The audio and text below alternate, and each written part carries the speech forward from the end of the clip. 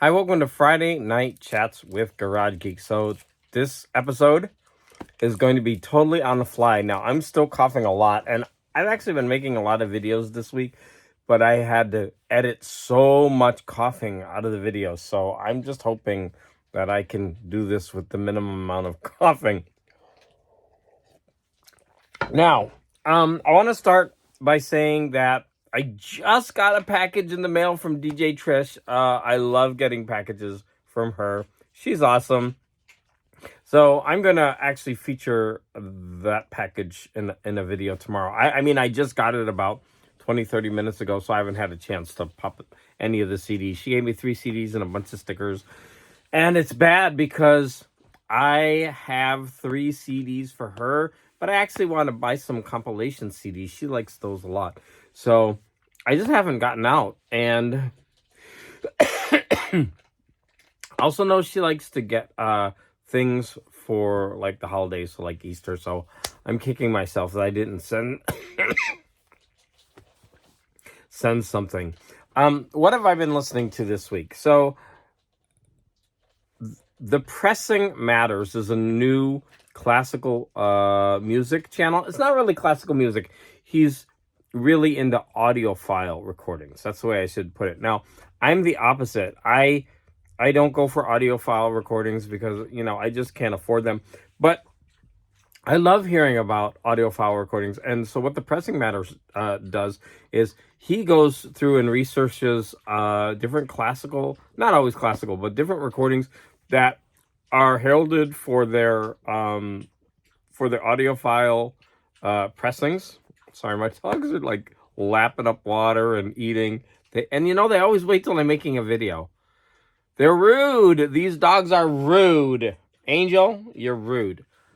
Aries, you're rude too. Okay, so for example, he was talking about the Mercury Living Presence. And I don't own any of those. And so this week, he featured this. It's pretty small, so you can't really see it. Howard Hanson, the composer. I should put my face like this, right? So that I'm not talking. So I'm trying to get that. There we go. The composer and his orchestra. Now, he really said that this is one of the excellent issues on Mercury Living Presence. And I've been listening to that this week, but as background music. Now, he mentioned that it had something like Peter and the Wolf, where he layers the instruments one after the other, but I haven't been listening to it that in depth or with that much attention, but I don't remember hearing that. So I definitely have to pay a little bit more attention. I like to just listen to classical music until I'm familiar with it while I'm doing other things before I listen, start examining it. And then he also stated that I was kind of surprised that one of his Desert Island discs was this one by Andreas Vollenweider. Now you can see, I'm actually recording this on my phone, but this is like my really old iPhone, and I use it for Spotify. I plug it into my stereo. So it's like all beat up. Anyway, so this is Andreas Vollenweider. Now, I never considered him to be of that much interest because I always thought he was just like Kenny G, kind of new age. But no, he says that this is one of his favorite recordings ever. So I've been listening to that one as well. And then I still need some more time with it. And also, Ryuichi Sakamoto died. So a friend was listening to this recording called, what is it called? A sink. Not like a sink in your house, but like asynchronous, a sink. There we go. Ryuichi Sakamoto. So this one is a little bit strange. It's definitely interesting. All of his stuff is like weird and interesting. So there's a lot of parts where they're like banging things and all that kind of stuff. So I'm kind of listening to that like as a tribute to him, but I really do need to listen to him more. And I also found out I found out about his death from a friend, but then there's a YouTuber online. Oh gosh, I don't remember his name, but he went in depth about the Yellow Magic Orchestra and also about Ryuichi Sakamoto. And oh, I can't remember his name. He's always he's very interesting. He has so much jazz. He has his own he makes his own recordings. I'm sorry, I can't remember his name, but hopefully I can put a link to his channel in my description. So that's what I've been listening to. I was listening to some CDs. I listened to some Sarah Brightman this week. It's called Symphony. But to be honest, I like Sarah Brightman a lot, but this one I'm having trouble getting into. It's not as good or as interesting as some of her other ones. I listened to it a long time ago, and I had the same reaction. So maybe this is just a recording of hers that I don't like too much. And what else did I listen to? Oh, my CDs are over there, but I listened to one other thing this week, and I just can't remember. All right. So let's move on. So I talked about DJ Trish and what I've been listening to. So I've been off from work this week, and I've been spending the majority of my time just cleaning my garage. I've got so much organization to do here. So basically, I have to do it in stages. I'm just like putting everything where it goes, and then later I have to go through it. Like, my CDs are out of control. I've got drawers and drawers and boxes full of CDs, and I need to go through those, and I need to cull them. And I don't even have them in the cases. I mean, because of the space. But I really just need to let go. Like, how often am I going to listen to these CDs? Especially at my age, I will listen to some of them, but there's so many that I'm never going to listen to. I just need to, like, get rid of them. But that's true about everything that I have at this point. I'm like too low down. Let me sit up a little bit higher.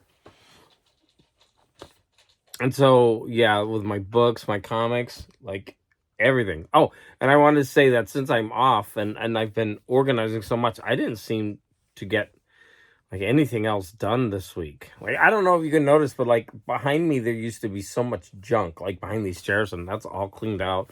The shelves are in better order. Sorry, that was gross. But yeah, when I'm off from work, I'm out of my routine, and I seem to get less done. Like, I didn't listen to any books because I usually do that while I'm driving to and from work, and I didn't read any books. I played my video game a lot. I'm over 100 hours now. That's where all my time is going, but I just get so into it. It's called Horizon Forbidden West. It's part 2, and I don't think it's as good as the first one, but for me, it's more of the same, and I'm really enjoying it. All right, I watched 2 movies. One of them I mentioned last time because I had started it, but I didn't finish it. It wasn't really memorable, but it was called Still Time. So I'm going to go ahead and show that one. Let me pull this up. So this one was a Spanish movie, and to be honest, I don't even remember much about it. I just remember, oh yeah, now I remember. So here's the movie poster. It's on Netflix. I would probably give this like a 3 out of 5 for I don't know, maybe a 2.5. It's not a bad movie by any sense, but there's no, it's about a guy who every time he has a transition, like if he falls asleep or if he opens up a door or something, it's his next year's birthday, and he doesn't remember what he's done throughout the entire year. Now, the reason that this has been happening to him is he takes his family he takes them for granted. I almost say for granted. And he never spends time with them. And it just shows his relationship developing with the people around him year after year. And he doesn't remember. He just is like dropped in. He's living the year, But on that day, he doesn't remember what has happened. And so he's like dropped in year after year.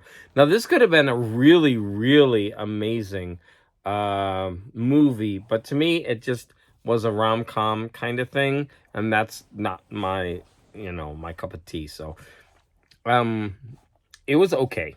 Okay, I'm not going to say it's horrible. I think a lot of people would enjoy this. A lot of people enjoy rom-coms, and if you enjoy that type of movie, you might enjoy this more than I did. I wouldn't recommend it though, but it's not a bad movie. Okay. So the next movie that I watched is a classic of its genre, I think. So that is Hatari. And that's a John Wayne, John Ford movie. So I'm gonna go ahead and show you the poster for it. So there we go. So I guess Hatari in Swahili means danger. Okay, so there's John Wayne. So it's a John Wayne, John Ford movie. Now, of course, here's another movie poster for it. I kind of like that one. Now, there's a lot that is problematic with this movie, and we're going to kind of go over it. It's a John Ford movie, and if you've ever seen The Quiet Man, which is one of, his most famous besides his Westerns, right? There's a lot of, I don't want to call it misogyny, right? It's not misogyny per se. I think modern people would call it misogyny. It was the way that women were treated back then. So if you've ever seen The Quiet Man, there's a scene where in order to win his woman, he's got to bully her and ultimately spank her in front of everyone. And once he's done this, she's happy, everybody's happy, they can continue romancing each other. But it's such a great movie. It's a great movie. But I mean, it's those kind of things that date it. And I wouldn't say, I don't know. I don't know if that's misogynistic for the time period, right? Maureen O'Hara, I think, is the female lead. She's a very strong woman in that movie, and she does it willingly because she feels like that's part of the culture. But in every other instance, she's dominating that relationship. I don't know. That's an interesting thing, right? How the culture has changed, and that's a good thing. So this is more of the same. So I believe this one is 1961, 1962. And it stars John Wayne, and he is... what country are they in? Zimbabwe? Where do they speak? Now I don't even know where they... Tanzania, I think. Tanzania. Okay, so they basically own... or there's a group of men and a couple women, and they work on an animal, like they go out to catch game, but they don't hunt them to kill them. They hunt them to supply zoos. So it's more of a humane aspect to that, although we're going to talk a little bit about that, right? Because they're in many scenes they're capturing like baby animals or the smaller animals, like the weaker ones. So it was kind of sad. Now, here's what was very interesting. Technically, the people in the movie, many of them did their own stunts, and John Ford wanted to show what it was like. There's Angel. He wanted to show what it was like. So there were always a couple of cars, and they would be like pushing the animals in so that someone sitting in the front of a Jeep in like basically what's a theater chair strapped to the front of the Jeep with a seatbelt, and that was it.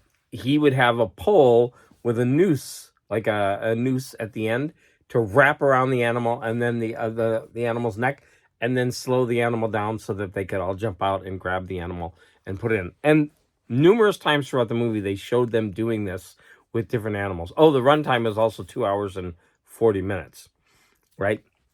But John Ford filmed it all live, and he used these really interesting angles. It's very exciting. I don't know if he's like the first to do this, but the actors were really put in these situations. Like John Wayne said he was so scared that the Jeep would flip over, and he only had this little seatbelt on, and they would be going over the plains, right?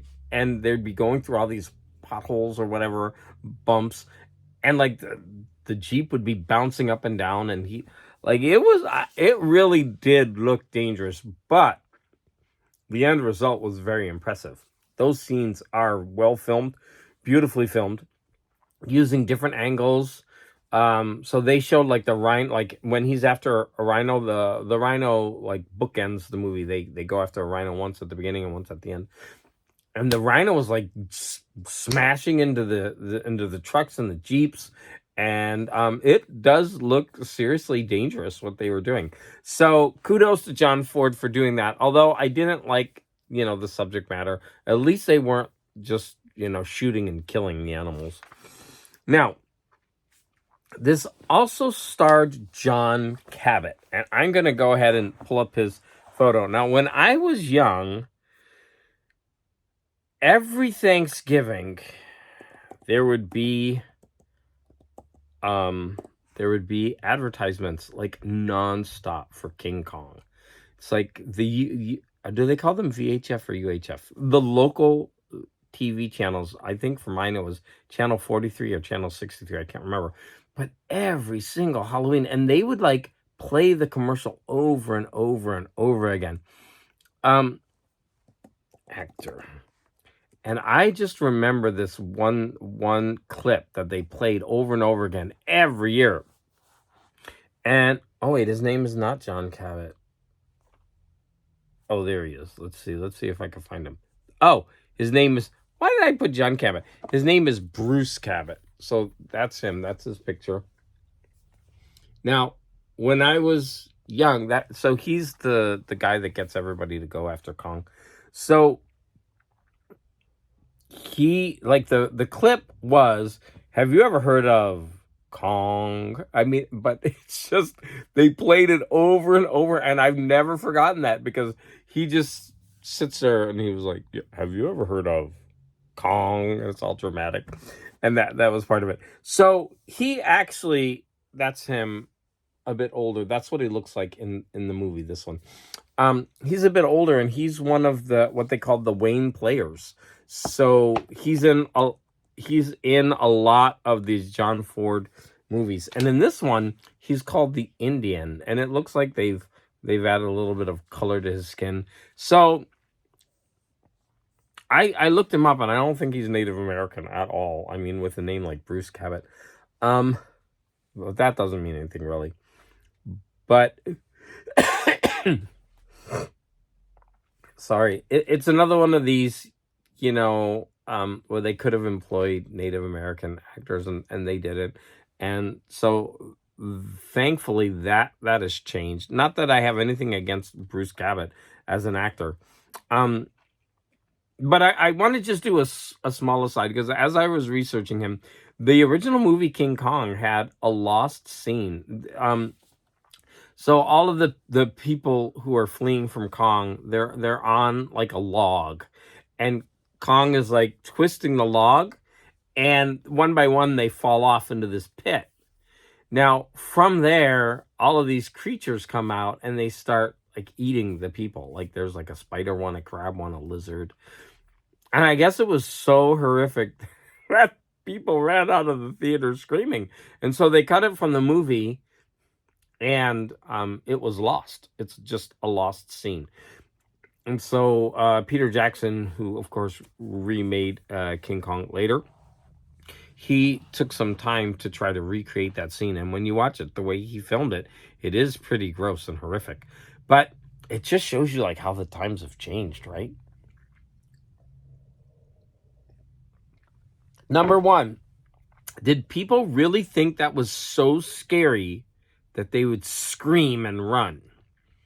Or was it just so kind of gross or horrific? Like, I would think if someone was truly scared, they wouldn't move. They wouldn't be able to move. They'd be petrified or something like that. I don't know. That just means so Are people like so scared that they can get up and run screaming? I guess fight or flight kind of thing, maybe. But I know people used to say like Frankenstein, those movies would truly scare you. And then I love those old movies for the atmosphere, but in no way are they scary at all to me. And then, there's all these uh, kind of experiments where an older generation gets the younger generation to watch them and they're bored, right? They just don't have the same pacing and cutting as a modern movie. I love those old movies. Now, so for example, this movie Hatari is 2 hours and 37 minutes long. So I mean, it's quite long, and the pacing is going to be way different than a modern movie. Anyways, I just thought that was interesting. So you could look that up online. The lost scene from King Kong, and it's called the Spider Pit, I think. And then Peter Jackson like recreated that, and he made it look like it belonged in the movie, and it's actually really well done. So let's continue with Hatari. Now let's talk about some other issues in the movie. So we have some more of this like John Ford, John Wayne. I don't want to call it misogyny. I don't, but it's just like feminist issues, let's call it. So part of the conflict in the movie is a young woman comes and she looks like a model. She's like so super skinny. I'm scared for her in this movie. Like she's that skinny. And John Wayne, John Wayne and she have this kind of relationship throughout the movie. But says, yeah, and then we're saddled with this female photographer. And like he says it in like it's the worst thing that could ever happen to him, that there's like a woman. So that was pretty funny. But there's two more things that are just weird when it comes to women in this movie. So there's a young girl in their camp, and she's the only one. And so in one scene, the girl, who's becoming a woman, she asks one of the guys to zip up her dress. And then later, he's talking with, and they get a new guy too. And the new guy and that guy who zipped up her dress, they're both about the same age, but definitely older than this girl, right? So they're in their 20s, like maybe 25, 28. And so they start talking to John. One of them talks to John Wayne. He's like, oh, yeah, I noticed when I was zipping up her dress that she's no longer a girl. And then they started like plotting, like which one of them was going to get her. And it's just the way they do it is just creepy, because they're like, yeah, she was, I've always seen her as a child, but now she's a woman. And it's just gross. They've lived with this young girl, and then all of a sudden, like, she's fair game for all of them to go after. It's it's gross. And like it happens throughout the movie. And then finally at least the young girl gets to make her own choice, and she chooses Red Buttons, who's like twice her age. Like I actually looked up how old was Red Buttons during the making of Hatari, and I couldn't find out. I guess I could have found his birthday. And then I could have found his birth. So I'm going to do it right now. Red Buttons' birth. Red Buttons. I do like Red Buttons as an actor. So let's see. When was he born? He was born in 1935. So this was done in 60. So that would make him 61. So that would make him, oh my God, not 35 to 60, 35, 40, 25, to, like about maybe 27. I guess it's not that old. I guess he was a similar age to the other two, but he kind of just looks older for some reason in the movie. But he's the one who wins out with the young girl. It's like, it was pretty gross. Then, this one is also problematic. So, that woman who is the photographer, she's really good with animals. So the tribe grab her and they kind of like take her off, and they put her in like dark paint, and they dress her like part of the Swahili tribe, and like it really like screams of cultural appropriation. I don't know. It's just like, would tribes people do that? Would they grab white people and then like dress them in their garb and like paint their skin and their hair? Like they put like dung in her hair and all this stuff. Um, it was just weird because it's like it's another form of blackface almost, because they like colored her skin, and it was meant to be funny. Like all the guys were laughing about it. It was supposed to be comedic. And that brings us to another point about this movie. I'm going on, and probably nobody cares about this movie. It had a problem with its tone. So it was serious, and then it would try to be comedic. And then there's a section of the movie in the near end, and it becomes this like chase comedy. And that whole part of the movie doesn't fit the rest of the tone. It becomes, what do you call that? Slapstick. Like all these elephants are running around and people are dodging the elephants and trying to get the woman who's, frustrated with John Wayne, and blah, blah, blah, blah. Hijinks ensue, and they actually speed up the film, and everybody's running, and that part did not fit the tone of the rest of the movie. And I was glad, I was almost glad that the movie, no, I was glad that the movie was almost over, because that little part, I think, kind of ruined the movie, and it was near the end. So I know I had a lot of complaints about this movie, but I actually enjoyed it. I mean, it's an older movie. It's got its pacing issues, but it's made by John Ford, who's one of the masters, and it stars John Wayne. Now, excuse me. Yeah, I mean, he's one of the masters of cinema. So many people were influenced by him, like the famous Japanese director Akira Kurosawa, right? He even kind of dressed like John Ford. He was that inspired by him. So anyways, I went on and on and on about Hatari, and I don't know. I can't recommend it. It's just a weird film. It's definitely of its time. It's not one of John Ford's best, but the camera work that he did was pretty amazing in that movie. Like every time they go on the hunt for the animals, which again, I'm against, but it is, filmed beautifully.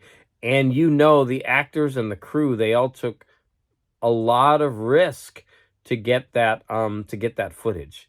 So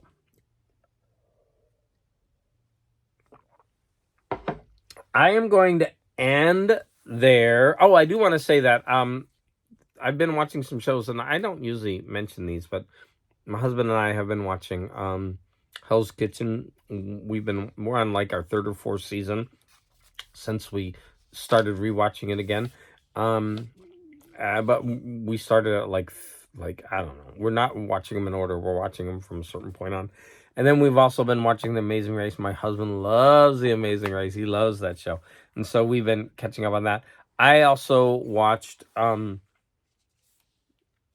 Star Trek Picard.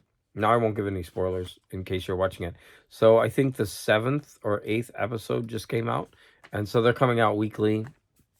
So there's probably 3 to 5 more episodes. I don't even know how many more. The interesting thing about this season is, if you're a fan of The Next Generation, they're bringing back the actors from The Next Generation. That's not a spoiler. They advertise that. And so all these actors, they're just like, coming together to form the crew again. And I mean, if you're a fan of Star Trek, then you'll absolutely like this season of Star Trek Picard. And I think that's it. I'm going to end there. I'm going to have some videos tomorrow. I want to show off some of my comics on the wall. I'm going to change that. And I'm going to do a video for DJ Tris.